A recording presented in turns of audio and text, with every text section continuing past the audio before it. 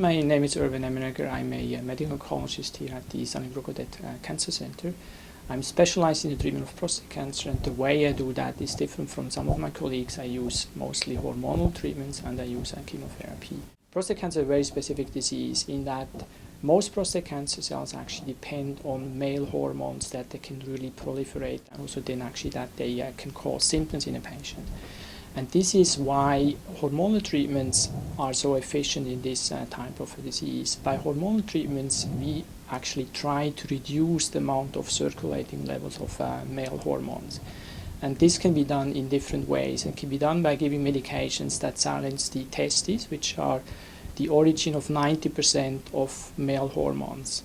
The remaining 10% are coming from the adrenal glands. By using medications that are either injected under the skin of the tummy or are injected into the buttocks, we can impair the signals that go from the brain to the testes and actually tell the testes to produce male hormones.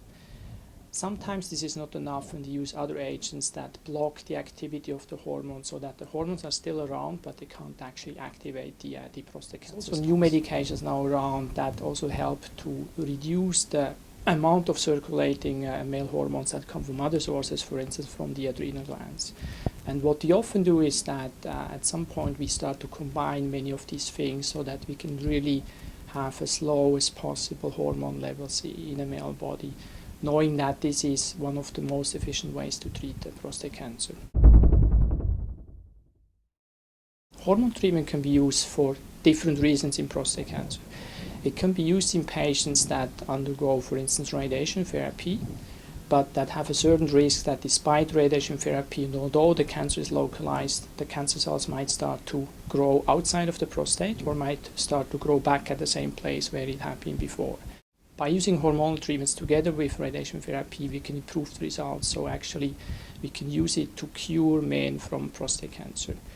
The patients that I see in my clinic, though, is slightly different. These are patients that either had at some point surgery or they had radiation therapy, sometimes with hormones, sometimes without hormones, but the treatment failed and the cancer is coming back. So as opposed to patients that have hormone treatment to reinforce the effects of radiation therapy, in patients where prostate cancer has spread beyond the prostate, we use it for keeping the cancer as slowly growing as possible, but we also know that at some point even this treatment is not enough to keep the cancer under control. And patients that have signs of prostate cancer growing back, they will start on what we call hormone injections, and sometimes they also take tablets at the same time. Sometimes they start both treatments together and then they stop the tablets.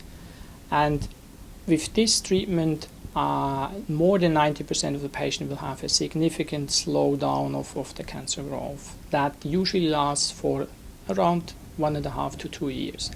If this treatment is no longer enough or is no longer potent enough to keep the cancer under control, this is when they usually are referred to see a medical oncologist. And what we do is that we usually assess the patient to get an idea about where the cancer is, if there's any places where the cancer could make harm in the weeks or months to come.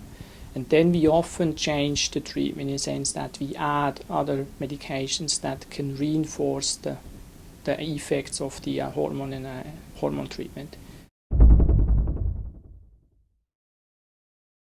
Chemotherapy is usually reserved for patients that are close to have symptoms or already have symptoms from their prostate cancer. Chemotherapy can be administered quite safely and has a relatively high chance of helping patients in the order of 50 to 70%.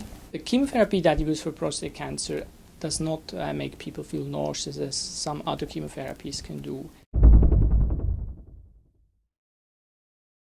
A question I'd often hear is that when we start to discuss starting patients on chemotherapy is that, do I need to continue with hormone treatment? And the rule is that we actually recommend to continue with hormone treatment for a number of reasons. One is, for instance, if patients have an interest in being candidates for clinical trials, they need to continue on hormone treatment, because this is usually one of the inclusion criteria.